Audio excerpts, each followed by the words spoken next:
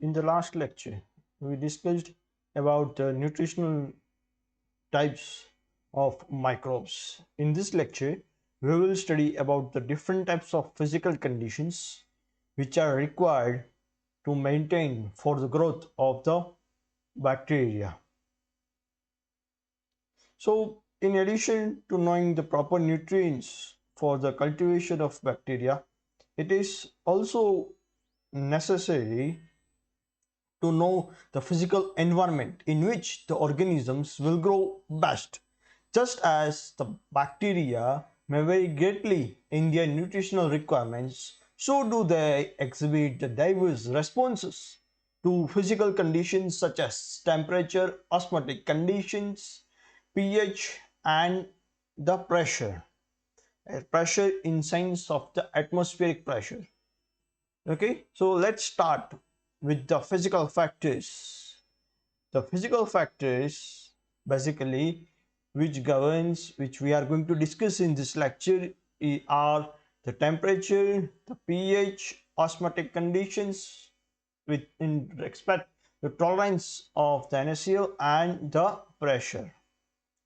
So starting with the temperature, since all process of growth are dependent on chemical reactions, and since the rate of these reactions are influenced by the temperature. For example, some reactions occur at 20 degrees Celsius, some at 40 degrees Celsius, some may occur at 37 degrees Celsius.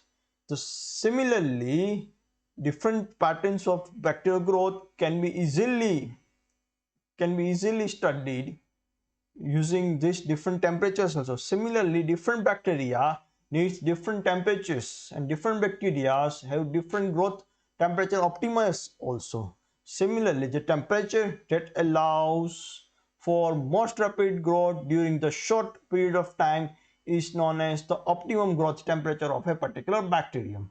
However, optimum growth temperature may not necessarily be optimum for other cellular activities also. For example, let's take an example of a bacteria Serratia marcescens, which basically forms blood red to orange color pigment colonies at 25 while at 37 degrees Celsius, and it produces no little pigment when it is grown at temperature about 37 degrees Celsius. Another bacterium, Lactobacillus plantarum, do not require phenylalanine for growth at 25 degrees Celsius, but it do requires phenylalanine at 37 degrees Celsius. Thus, the range of temperature they will grow, it may be minimum, optimum, or you can say the maximum. The minimum temperature is basically lowest limit, maximum is the highest limit, and the optimum means it grows best at that particular temperature. So on the basis of the temperature, it may be a cold or warm and hot. And when we discuss about cold one, the psychrophiles, which grow at lower temperatures, and the psychrotrophs. So on the basis of the temperature relationships, bacteria are divided into 5 main groups: psychrophiles, psychrotrophs, mesophiles, thermophiles, hyperthermophiles. These are the psychrophiles are the organisms that grow well at 0 degrees Celsius and have a optimum growth temperature around 15 or less degrees Celsius, and the maximum growth is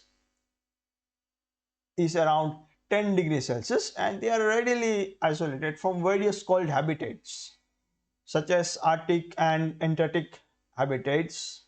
Okay, so even at optimum growth temperature, it often takes around 2 to 3 weeks for the colonies of psychrophiles to develop. And there are also various other factors which basically restrict the growth of psychrophiles. They cannot tolerate the high temperatures due to the heat instability of ribosomes and various enzymes, and increased leakage of cell components, as well as the impaired transport of nutrients above the maximum temperature limit. The next one are the psychrotrophs. These organisms can grow well at 0 to 7 degrees Celsius, even though they have optima between 20 to 30 degrees Celsius. They may grow at a high limit up to 35 degrees Celsius. These organisms are major causes of the spoilage of the refrigerated foods. Next ones are the mesophiles. They grow best within the temperature range of 25 to 40 or 45 degrees Celsius. For them, optimum temperature may vary according to the different microbial species.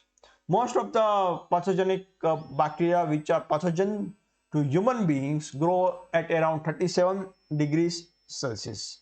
One of such examples are Corynebacterium diphtheria and Neisseria gonorrhoeae, which are basically mesophiles. And there are numerous examples of mesophiles. Most of the bacteria species are found in the mesophilic group.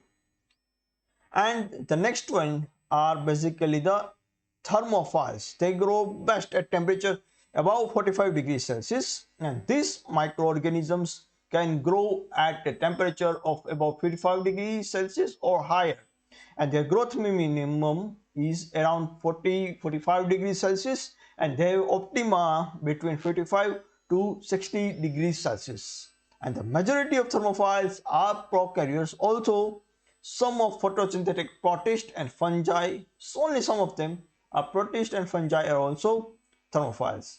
And these organisms flourish in many habitats including the compost, heat hashtags, and hot water underlinings and the hot springs as well. Some of the examples are Thermoactinomyces and Thermus aquaticus, which are both thermophiles. And the growth range of many thermophiles extend even in the mesophilic regions also. Thus, some of the species are also known as facultative thermophiles also. Now, other thermophiles cannot grow in mesophilic range. They are termed as true thermophiles, or you can say the obligate thermophiles. And now the next one, which are also known as hyperthermophiles or extreme thermophiles. These are prokaryotes that have a growth optima between 80 degrees Celsius to 113 degrees Celsius, and they do not grow well below 55 degrees Celsius.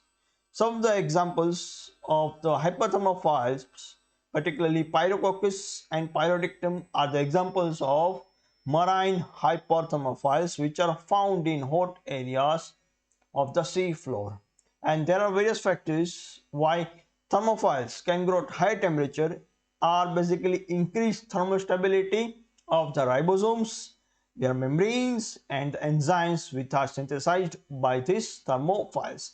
So other are the laws of fluidity that basically exist between the lipid bilayer of the plasma membrane. So you in these graphs you can see different optima.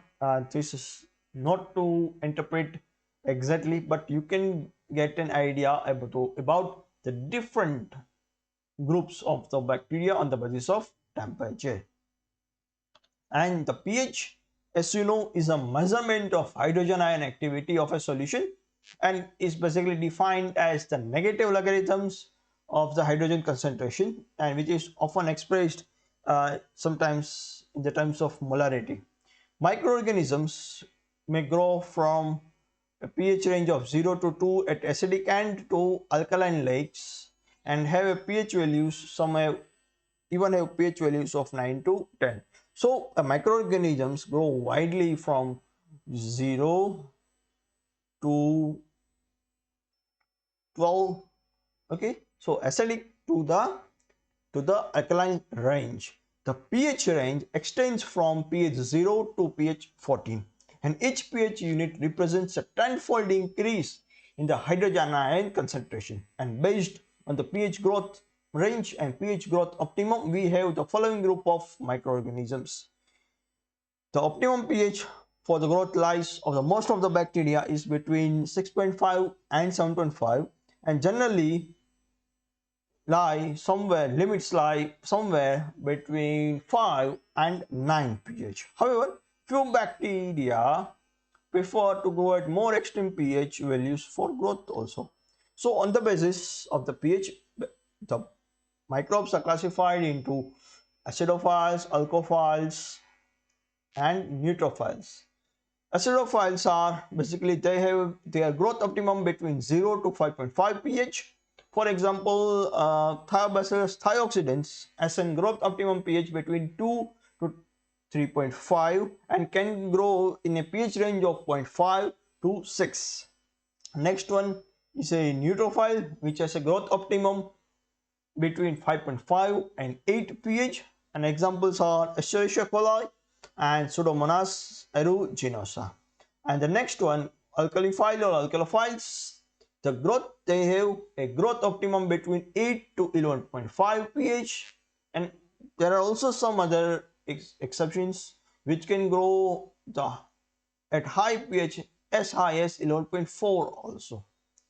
Okay, next one basically which deals with the solute and water activity, or you can say osmotic conditions, on which they are classified as non-halophiles, which do not require high concentration of the salt. They grow at very low concentration, just around 0.5%.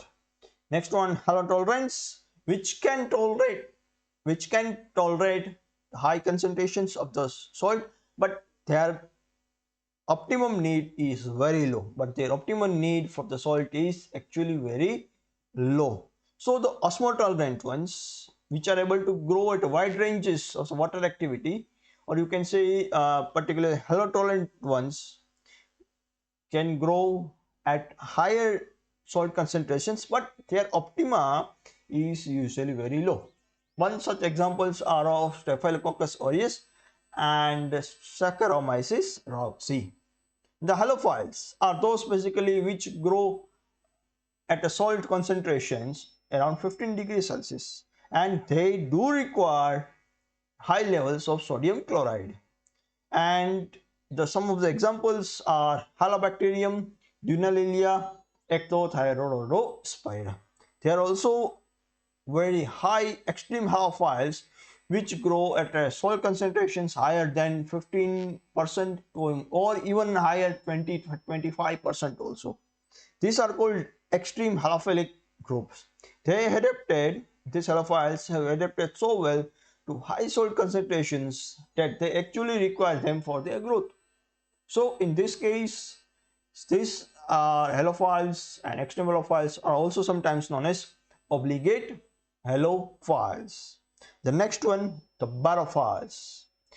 These organisms spend their lives where the pressure is very high. Other organisms, including many bacteria and archaea, live in deep oceans, in ocean depths of around 100 meter or more, where hydrostatic pressure can reach around 600 to 1100 atmospheric pressure, and the temperature is around 2 to 3 degrees Celsius.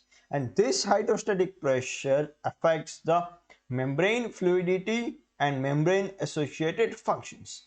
And many microbes found at ocean depths are barotolerant also, which basically increased pressure adversely affects, but not as much as it does the non-tolerant microbes. Some are truly physophilic ones also. So when we want to define a piezophile or piezophile, you may define like organism that has a maximum growth rate at pressures which are greater than 1 atmospheric pressure. And for instance, the phyzophiles are also recovered from Mariana Trench in the Philippines as in the depth as around 10,500 meters, where the pressure is more than 400 atmospheric pressure. Okay, and these bacterial phyzophiles increase the amount of unsaturated fatty acids in their membrane lipids as the pressure increases, and they may also shorten the length of the fatty acids. And these phyzophiles are thought to play an important role in nutrient cycling in the deep seas also. And some of the representative genera are Photobacterium, Swanella, and Covelia. That's all for this lecture. Thank you.